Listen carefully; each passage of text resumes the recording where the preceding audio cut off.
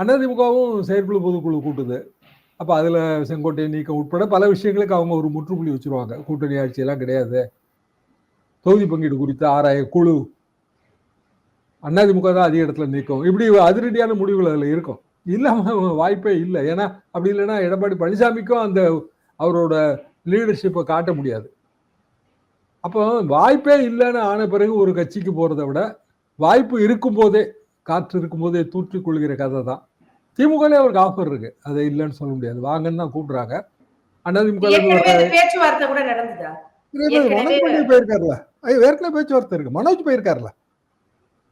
ரெண்டாவது செந்தில் பாலாஜி வந்து அந்த அதை ஒருங்கிணைக்கிறாரு, கண்டிப்பாக ஒருங்கிணைக்கிறாரு. செந்தில் பாலாஜி கண்டிப்பாக வந்து செங்கோட்டையனை விரும்புவார், ஆர்கனைசர்.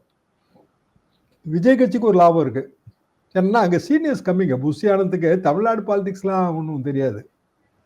ஆனா புஷி ஆனந்தும் செங்கோட்டையனும் மேடை பேச்சுன்னு பார்த்தா அவங்க ஒரே மாதிரி தான் இருப்பாங்க. பெரிய ரெண்டு பேருமே வல்லவர்கள்னு சொல்ல முடியாது. செங்கோட்டையன் பிளஸ் பாயிண்ட் அவர் கீழே இருந்து ஆர்கனைஸ் பண்ணுவார். தமிழ்நாடே கேள்விப்பட்டிராத அதிரடி விலை குறைப்பு சூப்பர் சரவணா ஸ்டோர்ஸ்.